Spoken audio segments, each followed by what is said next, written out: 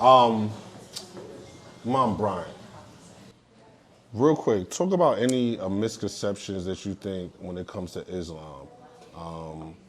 I know sometimes, especially from different segments, especially with the brother Farrakhan, one of the most powerful leaders out there, he always gets some type of backlash or negative criticism from certain segments of the population, and I think that's due to a lot of misconceptions. So any misconceptions you want to talk about when it comes to Islam?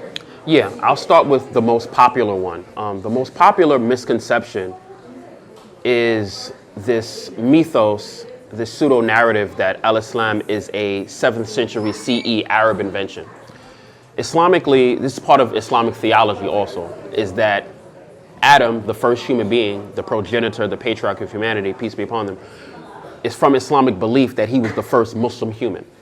And Allah actually details this directly in the Quran, chapter 2, verses 30 to 36, when Allah speaks about how he created a khalifa, a caretaker, a custodian, a guardian for the earth.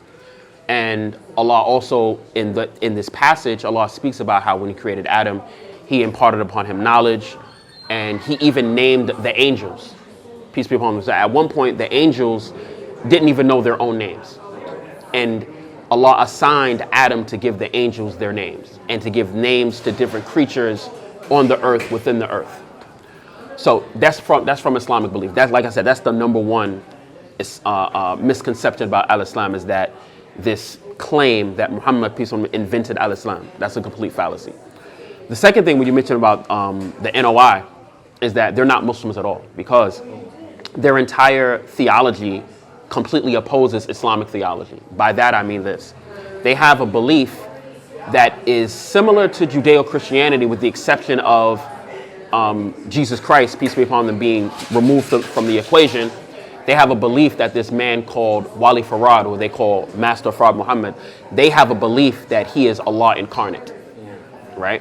So obviously that is not from Islamic belief. So to posture any belief that Allah is in the form or the likeness of anything created, that falls under a term known as a shirk, which means association, which is the greatest category of sin that a human being can do. Hold on. Let me be clear. Are you saying Mr. Farrakhan is not practicing? They've never been Muslim. Oh wow! I'm learning something. No, in fact, they have the same core theology that they've had since its founding in 1930.